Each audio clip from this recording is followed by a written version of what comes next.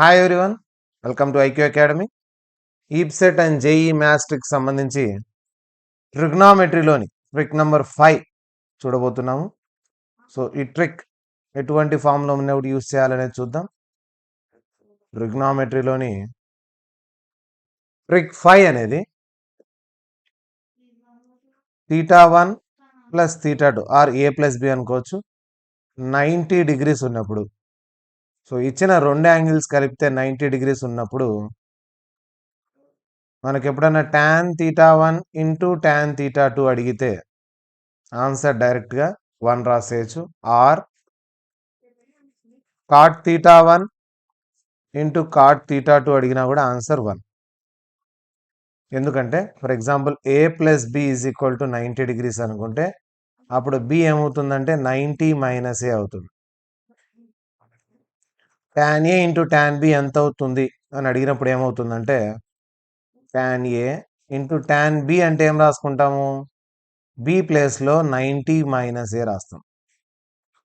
So tan A into tan 90 minus theta becomes cot theta. tan cot రెండు reciprocals కదా, ఒకదానికొకటి. కాట్ను 1/tan రాసుకుంటాం, tan ఏ cancel పోతే 1 రాస్తాం.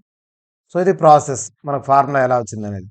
అందుకని tan θ1 ఇంటూ tan θ2 చేస్తే 1 వస్తుంది. అలాగే cot θ1 ఇంటూ cot θ2 డైరెక్ట్గా 1 రాసేయచ్చు. ఎప్పుడంటే θ1 ప్లస్ θ2 90 డిగ్రీస్ అయ్యే టైంలో ఎప్పుడైనా కూడా ఇలా రాసుకోవచ్చు. ఫర్ ఎగ్జాంపుల్ క్వశ్చన్ చూద్దాం. Find tan 22.5 degree into tan 67.5 degree ఇలా ఇచ్చాడు అనుకోండి. tan 22.5 ఎంతో తెలియదు, మనకు ఇబ్బంది అవుతుంది. అటువంటిప్పుడు ఏం చేస్తామంటే ఈ రెండింటిని యాడ్ చేసి చూస్తాం. ఈ రెండింటిని యాడ్ చేసినప్పుడు హాఫ్ ప్లస్ ఆఫ్ 1 90 డిగ్రీస్ అయింది.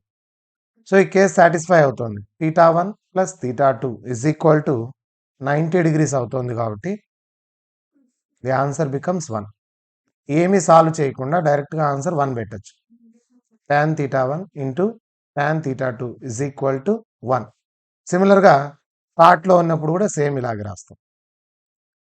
ఇది మనకు ఎంసెట్లో ప్రాబ్లమ్స్ చేసేటప్పుడు మధ్యలో ఎక్కడైనా యూస్ కావచ్చు. కాబట్టి θ1 ప్లస్ θ2 90 అయినప్పుడు tan θ1 ఇంటూ tan θ2 1 అవుతుంది. అలాగే cot θ1 ఇంటూ cot θ2 కూడా 1 అవుతుంది.